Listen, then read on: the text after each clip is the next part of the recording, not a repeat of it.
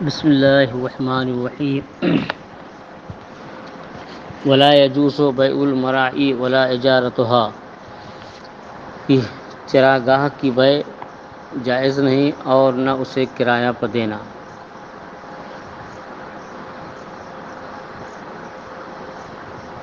کہ مرعا کی جمع مرعی، مرعا کے معنی چراگاہ، جہاں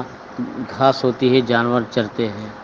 تو یہ چراگاہ کی بیع، یہاں چراگاہ کی بیع مراد نہیں ہے بلکہ چراگاہ کی بیع سے مراد گھاس ہے، کہ وہ گھاس جو رفاہ عام پر ہوتی ہے کہ جو چاہے اپنے جانور کو چرائے، وہ کسی کی ملک نہیں ہوتی، اس کا بیچنا جائز نہیں اور نہ اس جگہ کو کرائے پر دینا جائز ہے۔ صاحب رائے فرماتے ہیں والمراد القلع، کہ یہاں چراگاہ سے مراد جو ہے گھاس ہے، کہ عام چراگاہ جو کسی بندے کی ملک نہیں ہوتی، سبھی کو یہ حق ہوتا ہے کہ اپنے جانور وہاں چرائیں، وہاں سے گھاس چھیل کر کے لائیں، تو اس گھاس کو بیچنا جائز نہیں ہے۔ اما البیع، کیوں بیچنا جائز نہیں ہے؟ فَلِأَنَّهُ وَرَدَ عَلَى مَا لَا يَمْلِكُهُ، کیونکہ یہاں بیع وارد ہوئی ہے ایسی شے پر کہ وہ بندہ جس کا مالک نہیں، اور بیع صحیح ہونے کی ایک شرط یہ ہے کہ بائع جو ہے مبیع کا مملوک ہو، جو چیز بیچی جا رہی ہے بائع کی ملک میں ہو، اور اگر اس کی ملک نہیں تو اسے بیچنا جائز نہیں ہے۔ فرماتے ہیں کہ بیع جو ہے اس لیے جائز نہیں کہ وہ عارض ہوئی ہے ایسی شے پر جس کا وہ مالک نہیں، کیوں کہ اشتراک الناس فیہ بالحدیث، کہ بحکم حدیث اس میں سارے لوگوں کا حق مشترک ہے، کہ جیسے وقفی قبرستان ہوتا ہے کہ جو بھی مسلمان اس میں دفن ہو کسی کو روکنے کا اختیار نہیں، ہر مسلمان کو یہ حق ہے۔ تو ایسے ہی جو چراگاہ ہوتی ہے جیسے نہر ہے، تو نہر سے پانی لینے کا حق ہر انسان کو ہے، اور چراگاہ جو کسی کے مملوکہ نہیں، اس میں اپنے جانوروں کو چرانے کا حق ہر انسان کو ہے۔ کہ اشتراک الناس فیہ ہے کہ لوگوں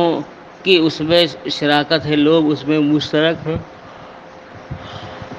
سب کو فائدہ حاصل کرنے کی اجازت ہے بحکم حدیث۔ حدیث شریف میں جو ہے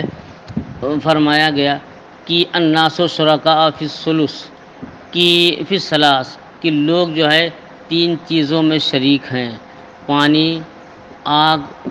اور گھاس۔ مثلا کنواں ہے، نہر ہے،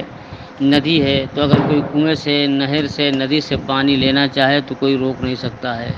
ایسے ہی جو گھاس کسی کی مملوک نہیں، کہ اس گھاس کو چرانے میں سبھی انسان کا حق ہے۔ ہاں، کہ کچھ گھاس ایسی ہوتی ہیں جو اپنی زمین میں اگائی جاتی ہیں، جس کو جرسی گھاس کہتے ہیں، کہ یہ بہت تیز اگتی ہے، اس میں گھاس کا بیج ڈالا جاتا ہے اور اس کی تجارت مقصود ہوتی ہے، اس کو اگاتے ہیں، پھر کاٹتے ہیں، بیچتے ہیں، بہت تیزی و تیار ہوتی ہے، پھر وہ اگے گی، پھر اس کو کاٹیں گے، پھر بیچیں گے۔ تو یہ جو کوئی اپنی مملوکہ زمین میں اس گھاس کو لگائے تو ظاہر ہے کہ اس گھاس کا وہ مالک ہے، چاہے وہ بیچے چاہے وہ خود اپنے جانوروں کو چرائے۔ وہ اما الاجارہ، لیکن اجارہ کیوں جائز نہیں؟ اخلاق اجارہ کہتے ہیں کہ کسی مملوک چیز کو جو ہے باقی رکھتے ہوئے اس سے انتفاع کا حق دینا اجرت پر۔ کیسے؟ کہ مثلا ہمارا گھوڑا ہے، ہم اپنا گھوڑا کسی دوسرے کو دے دیں کہ اس کو استعمال کرنے کے لیے، یا گاڑی ہے تو گاڑی کو دے دیا کہ اس سے فائدہ حاصل کرنے کے لیے۔ تو اجارہ عین شے پر نہیں ہوتا ہے، شے کے نفع پر ہوتا ہے۔ گاڑی دے دیا، کہا کہ یہ گاڑی ہم دن بھر اس کو چلائیں گے اور شام کو 1000 روپیہ آپ کو دے دیں گے، یہ بہت مثال ہے۔ تو گاڑی تو باقی ہی رہے گی، گاڑی سے جو نفع ہے اس نفع کا یہ عوض ہوتا ہے، اور عین شے کو ہلاک کرنا کے انتفاع حاصل کرنا یہ اجارہ نہیں۔ مثلا 1 لیٹر دودھ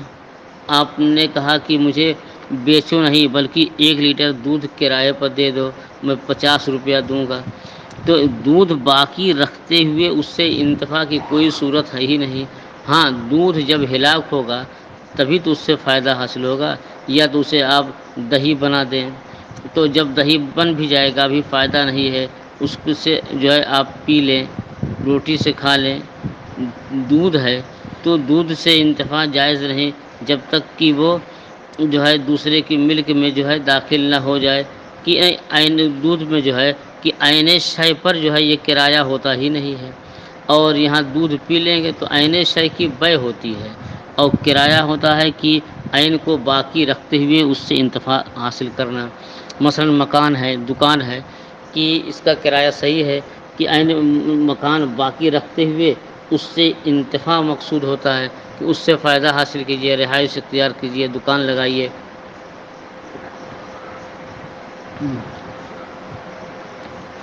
تو اب گھاس کہ بھائی اس لیے جائز نہیں کہ وہ گھاس کسی ایک انسان کی ملک نہیں، اس پر سبھی کا برابر کا حق ہے، اور کرائے پر دینا اس لیے جائز نہیں کہ گھاس سے فائدہ کی یہی صورت ہے کہ جانور کھا لے، اس کو چر لے، اور عین شے کو ہلاک کرنا یہ کرایہ نہیں بلکہ عین شے کو باقی رکھتے ہوئے اس سے انتفاع حاصل کرنا یہ کرایہ ہوتا۔ اکمل اجارہ، لیکن اجارہ فَلِأَنَّهَا عُقِدَتْ عَلَىٰ اسْتِهْلَاكِ عَيْنٍ مُبَاحٍ، تو یہاں اجارہ اس لیے جائز نہیں ہے کیونکہ اس کا عقد ہوا ہے عین مباح کے ہلاک کرنے پر۔ وَلَوْ عُقِدَتْ عَلَىٰ اسْتِهْلَاكِ عَيْنٍ مَمْلُوكٍ بِأَنْ اسْتَأْجَرَ بَقَرَةً لِيَشْرَبَ لَبَنَهَا لَا يَجُوزُ، کہتے ہیں اور اگر اجارہ منعقد ہو عین مملوک کے ہلاک کرنے پر، بئی طور کی کوئی گائے کرائے پر لے لے، اجارے پر لے لے دودھ پینے کے لیے، تو یہ جائز نہیں ہے۔ تو دیکھیں گائے آپ کی ملک ہے، اور اگر کوئی کہے کہ آپ اپنی گائے دے دیں، ایک مہینے کے لیے ہم 100 روپیہ مہینہ، 100 روپیہ یومیہ یا 50 روپیہ یومیہ دیتے رہیں گے، اسے کھلائیں گے پلائیں گے، اور جو بھی دودھ ہوگا ہم دودھ خود استعمال کریں گے، تو یہ جائز نہیں ہے۔ تو اس لیے کہ عین شے کے ہلاک کے بعد ہی اس سے انتفاع ہوگا۔ تو جب مملوکہ شے میں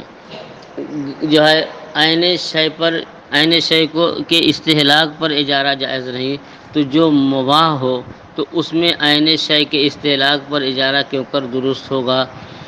لہٰذا اولا، تو اب پر بات ہے کہ جب وہ مملوک شے کے استہلاک پر اجارہ جائز نہیں، مثلا کسی نے گائے کو اجارے پر لیا تاکہ اس کا دودھ پیے تو لا یجوز، تو یہ جائز نہیں۔ فہذا اولا، تو جو مملوک نہیں ہے اور ایک مباح ہے تو اس کے استہلاک پر کرایہ جو ہے کرایہ مقرر کرنا یہ بدرجہ اولا جائز نہیں ہے۔ ولا یجوز بیع النحل، اور شہد کی مکھی کی بیع جائز نہیں، شہد کی مکھی اگر خرید لے تو یہ جائز نہیں ہے۔ امام اعظم رحمۃ اللہ علیہ کے ہاں اور امام ابو یوسف رحمۃ اللہ علیہ کے ہاں۔ وقال محمد یجوز، امام محمد رحمۃ اللہ علیہ فرماتے ہیں کہ جائز ہے اذا کان محرزا، جب کہ یہ جمع ہو۔ آج کل جو ہے جیسے نرسری ہوتی ہیں تو ایسے شہد کے لیے بھی شہد کی مکھیاں پالتے ہیں، اور ایک بکس ہوتا ہے، اسی بکس میں جو ہے مکھیاں بند رہتی ہیں، پھر کھلتی بھی ہیں، جاتی ہیں، رس چوس کر کے لاتی ہیں، شہد بناتی ہیں۔ یہ آبادی کے کنارے کہیں جو ہے اپنے کھیت میں باغ میں جو ہے یہ اس کی نرسری بن گئی ہے۔ تو اب یہ سوال ہوا کہ مکھیاں خریدنا جائز ہے یا نہیں، تو حضرات شیخین کے نزدیک مکھیاں خریدنا جائز نہیں۔ کیوں جائز نہیں؟ کیونکہ یہ حشرات الارض سے زمین کے کیڑے مکوڑے، اور کیڑے مکوڑوں کی بیع جائز نہیں۔ تو اصل قاعدہ یہ ہے کہ یہاں کیڑے مکوڑے کی بیع جائز نہ ہو، اور تو شہد کی مکھی کی بیع جائز نہیں، یہ امام اعظم اور امام ابو یوسف کے نزدیک ہے۔ وقال محمد یجوز، امام محمد نے فرمایا کہ جائز ہے اذا کان محرزا، جب کہ وہ جمع شدہ ہو، محفوظ ہو، وہ پلی ہوئی ہو۔ ہاں فضا میں اڑ رہی ہو مکھیاں تو ان کی بیع بالاتفاق ناجائز ہے، لیکن اگر مکھی پالی ہوئی ہو بکس میں جو رکھتے ہیں تو امام محمد کے ہاں یہ جائز ہے۔ وہو قول الشافعی، یہی حضرت امام شافعی رحمۃ اللہ علیہ کا بھی قول ہے کہ لأنہ حیوان منتفع بہ حقیقتاً و شرعاً، کیونکہ شہد کی مکھی ایسی جاندار ہے کہ جس سے انتفاع ہوتا ہے حقیقتاً بھی اور شرعاً بھی، کہ حیوان کی بے جائز، تو ایسے ہی شہد کی مکھی جو ہے یہ بھی ایک جاندار ہے، تو اس کی بے حقیقتاً بھی جائز ہے اور شرعاً بھی جائز ہے۔ شرعاً اس لیے کہ شریعت نے جو ہے میں اس سے منع وارد نہیں ہے، کوئی نص وارد نہیں ہے شہد کی مکھی کے بارے میں، فیجوز و بیعہ، تو اس کا بیچنا جائز۔ وہ ان کانا لا یوکل، اب اشباہ ہوتا ہے کہ اس کی بے جائز کیسے ہے، کہ جب شہد کی مکھی کا کھانا جائز نہیں تو جس کا کھانا جائز نہیں اس کا بیچنا بھی جائز نہیں۔ تو اب دیکھیے کہ میں ناشتہ کر کے آیا ہوں، تو اب جو ہے فرماتے ہیں کہ یہ حقیقت کی جو چیز جائز ہے، کہ جس کا کھانا جائز ہے اس کی بے بھی جائز ہے، اور جو چیز کھانا جائز نہیں تو اس کی بے ناجائز ہونی چاہیے۔ تو شہد کی مکھی کی بے ناجائز اس لیے کہ شہد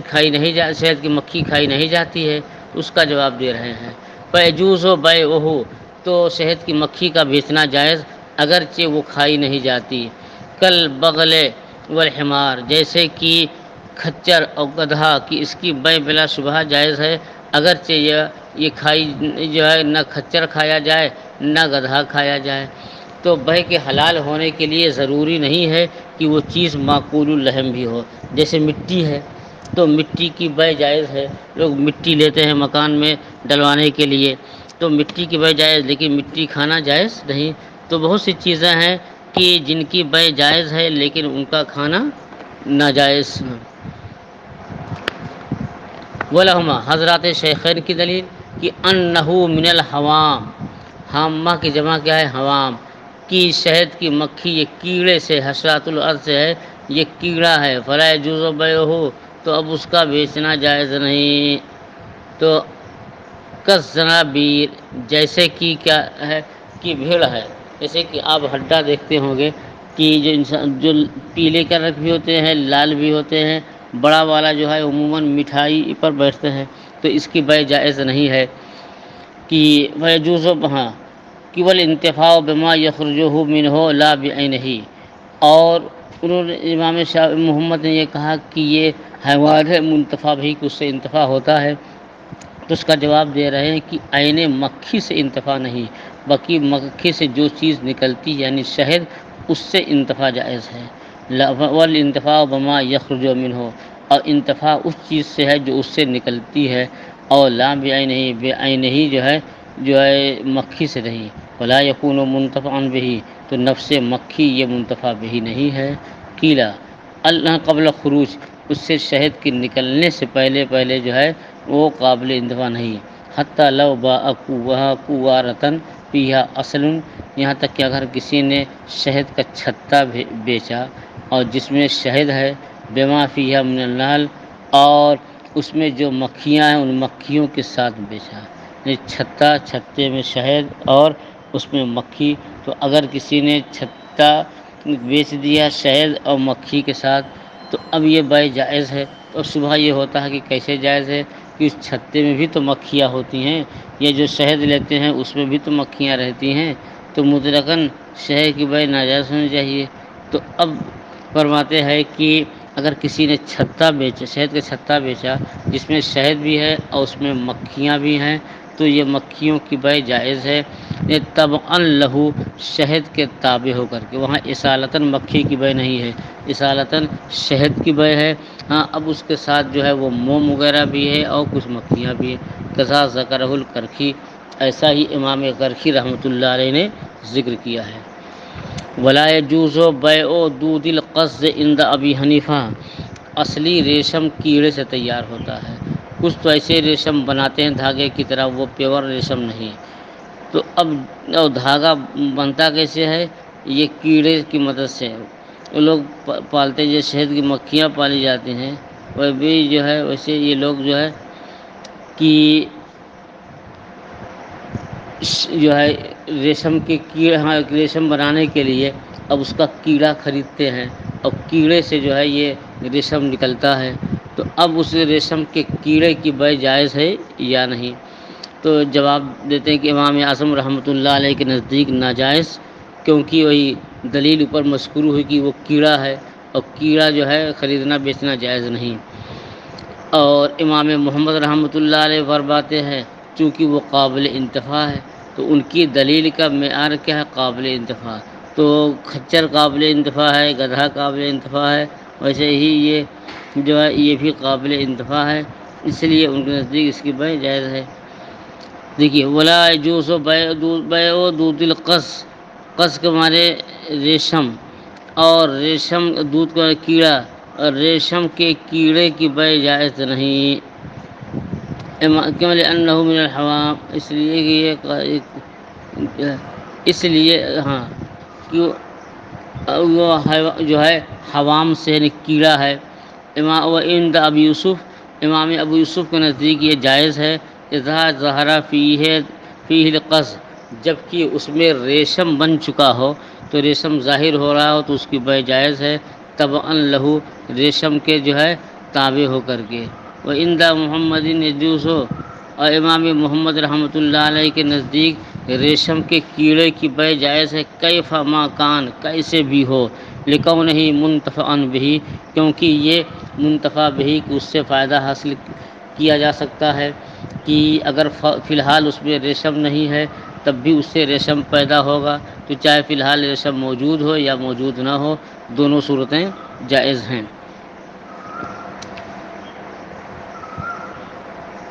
وعند محمد یجوز کیف ما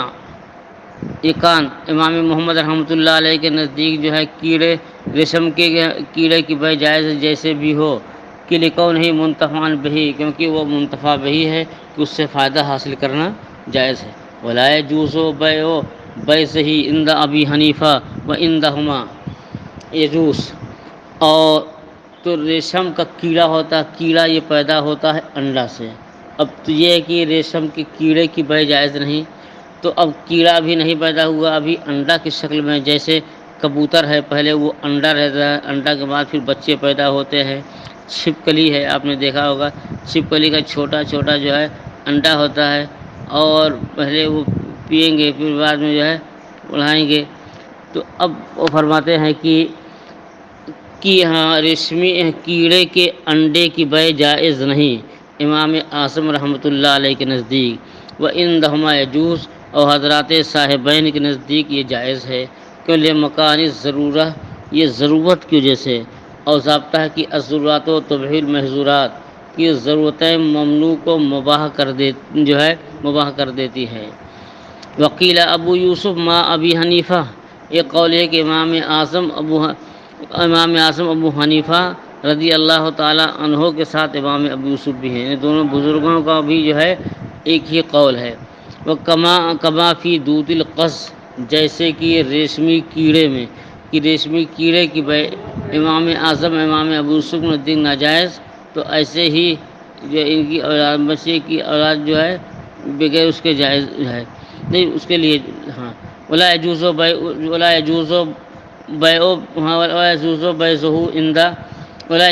بیع بیضہ،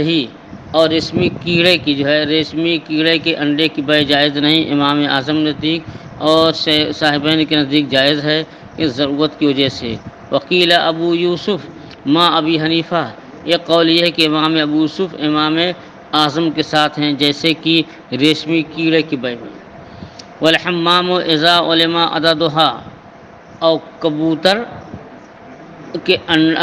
کا انڈا جب کہ اس کی تعداد معلوم ہو، وہ امکن تسلیمها جاز بیعها، اور اس کی بیع جائز ہے۔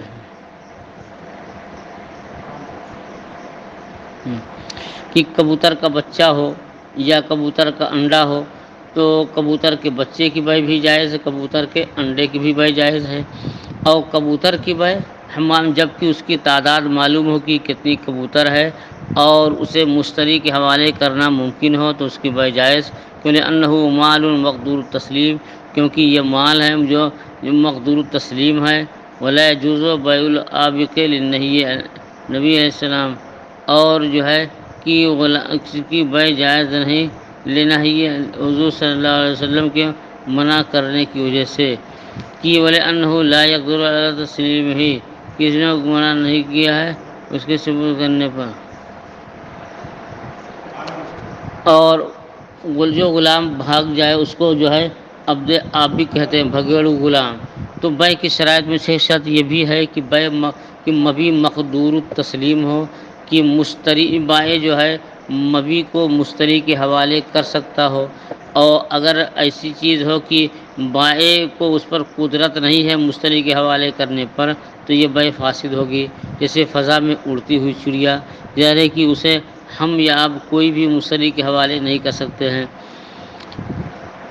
والحمام، اور کبوتر جب اس کی تعداد معلوم ہو اور اس کو سپرد کرنا ممکن ہو تو اس کی بے جائز ہے، اس لیے کہ یہ مال مقدور التسلیم ہے۔ اور ولا یجوز بیع العابق، اور بھاگے ہوئے غلام کی بے جائز نہیں، کہ نہیں ہے حضور اقدس صلی اللہ علیہ وسلم کی ممانعت کی وجہ سے، کہ وَلِأَنَّهُ لَا يَقْدُرُ عَلَىٰ تَسْلِيمِهِ، کیونکہ جو ہے اس بندہ اس کے سپرد کرنے پر قادر نہیں ہے۔ تو ہاں، اور اگر اس کو سپرد کر دے، کبوتر اس طرح ہو کہ بندہ اس کے سپرد کر دے، تو کبوتر ہو یا غلام ہو تو اس کی بے جائز ہو جائے گی۔ وَلِأَنَّهُ لَا يَقْدُرُ عَلَىٰ تَسْلِيمِهِ، کیونکہ جب غلام بھاگا ہوا ہے تو بائع اس کے جو ہے سپرد کرنے پر قادر نہیں۔ إِلَّا أَن يَبِيعَهُ مِن رَجُلٍ زَعَمَ أَنَّهُ عِندَهُ، مگر یہ کہ اس کو کہ وہ غلام بیچے، اس شخص سے بیچے کہ جس کو یہ گمان ہو کہ یہ غلام اسی کے پاس ہے، تو یہ جائز ہے۔ مثلاً کہ زید کا غلام بھاگ گیا اور بھاگ کر کے بکر کے ہاں پناہ لیے ہوئے ہے، بکر کے گھر میں ہے۔ اب بکر نے زید سے کہا کہ تم اپنا غلام بیچ دو، تو ظاہر ہے کہ جب غلام بیچے گا تو ہاں بکر ہی کے جو ہے بکر ہی کے پاس وہ غلام ہے، تو اس کی بے جو ہے یہ جائز ہے۔ تو فرماتے مگر یہ کہ بیچے ایسے شخص سے جو گمان کرتا ہو کہ غلام اس کے پاس ہے، لأن المنح بیع عابق مطلق، کیونکہ جو ہے مطلق غلام کی بے سے ممانعت ہے، وهو ان یکون عابقا فی حق المتعاقدین، کہ وہ عابق ہو، بھاگا ہوا ہو بائع اور مشتری دونوں کے حق میں، وہذا غیر عابق فی حق المشتری، اور جب غلام مشتری ہی کے پاس ہے تو مشتری کے حق میں بھاگا ہوا نہیں۔ وَلِأَنَّهُ إِذَا كَانَ عِندَ الْمُشْتَرِي انتفى الْعِزُّ عَنِ التَّسْلِيمِ، اور جب یہ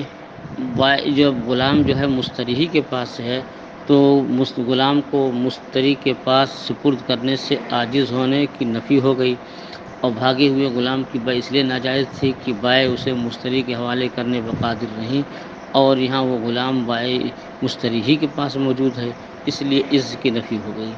وَهُوَ الْمَانِعُ، اور بھاگے ہوئے غلام کی بے جو ممنوع تھی اسی وجہ سے کہ وہ مقدور تسلیم نہیں۔ وَلَوْ كَانَ لَمْ يُشْهِدْ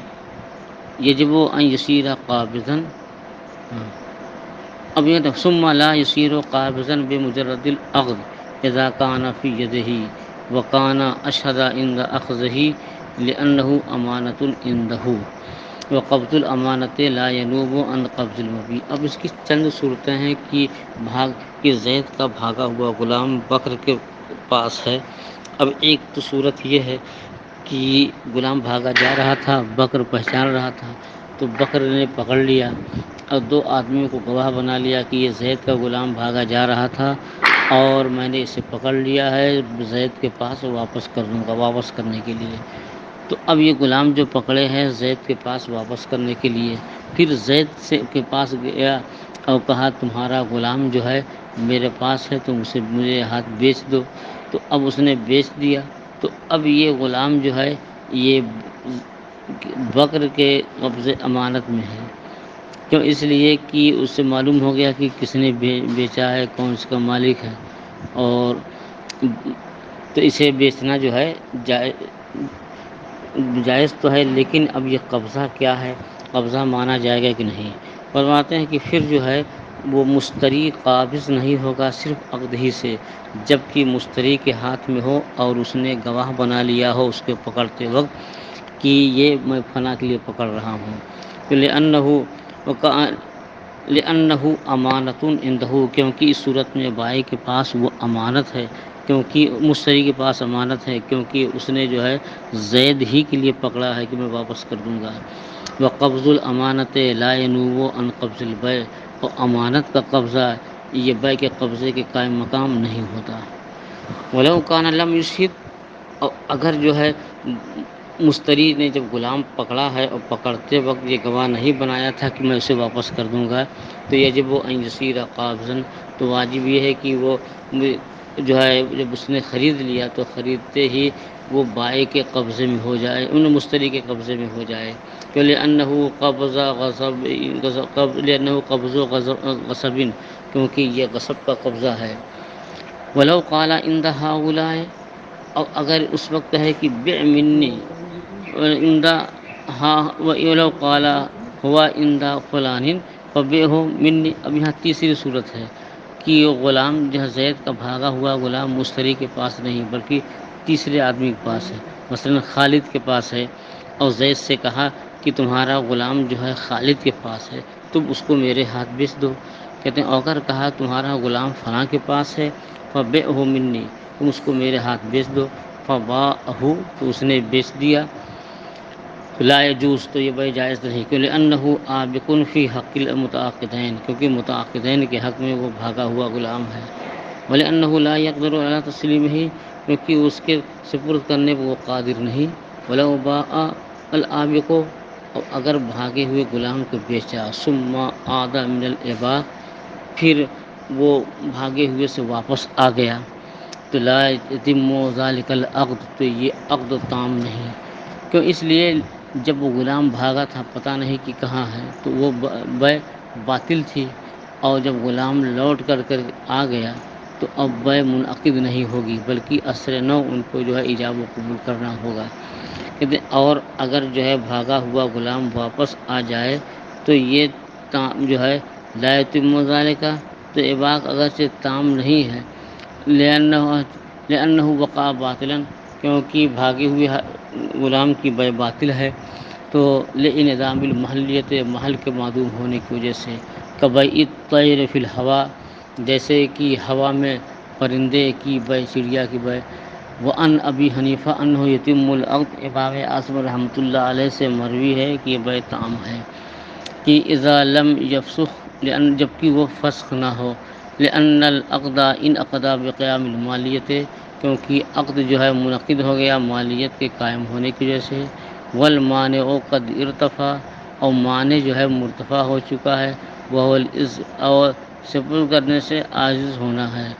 وکما اذا ابقى بعد البیع، کہ جیسے ہی خریدنے کے بعد غلام بھاگ جائے تو بیع صحیح ہے، تو ھذا یروى عن محمد، ایسے ہی امام محمد رحمۃ اللہ علیہ سے مروی ہے۔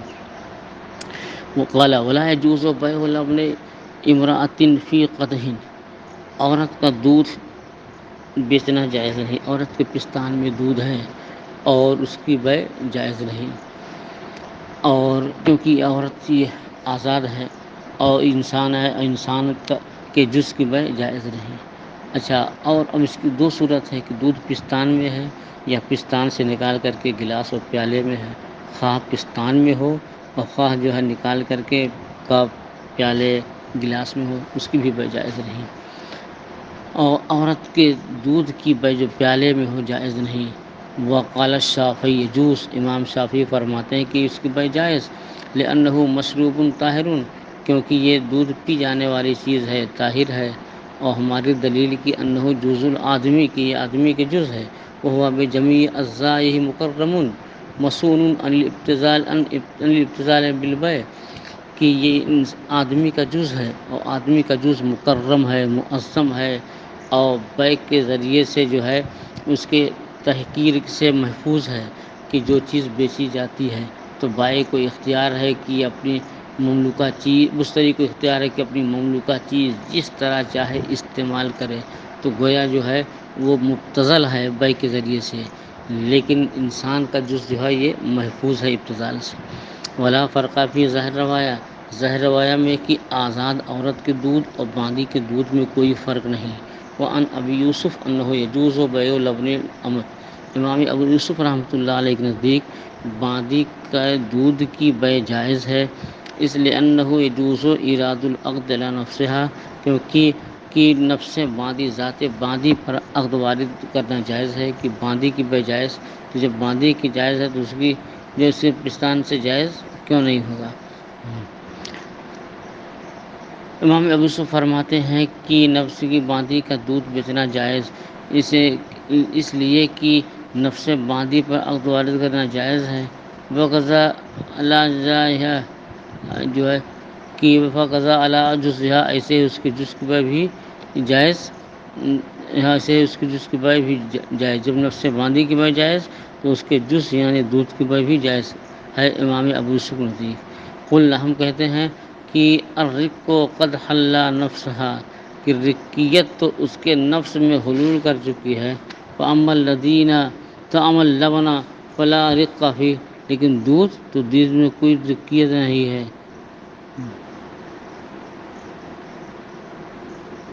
لیکن جو ہے فرماتے ہیں کہ ہم کہتے ہیں کہ جو ہے رقیت قد حل نفسها کی باندھی کے اندر جو ہے یہ رقیت تو حلول کیے ہے، لیکن دودھ تو دودھ میں کوئی رقیت نہیں، کیوں لأنه يختص بمحل يتحقق فيه القوة التي هي ضده، کیونکہ رقیت خاص ہے اس محل سے جس میں قوت متحقق ہے، کہ یعنی جس کو آزاد کرنا، آزادی کا تحقق ہو سکتا ہے، التی ہے یا ضد ہو، اور جو کہ رقیت کی ضد ہے، اور وہ ہے الحی، اور وہ کیا ہے حیات، ہے ہونا، تو رقیت کی اور ولا حیات فی اللبن اور دودھ میں حیات نہیں، یہ کہتے ہیں کہ رقیت جو ہے وہاں ہوگی کہ جو اس کی ضد یعنی آزادی کا تصور جہاں ممکن ہے، اور غلام اور دودھ ایسی چیز ہے کہ جو نہ اس کے اندر رقی حیات کا تصور ہے، نہ اس کے اندر جو ہے موت کا، نہ رقیت کا تصور، اس لیے دودھ کی بے جائز نہیں ہے۔ دودھ سے مراد کی عورت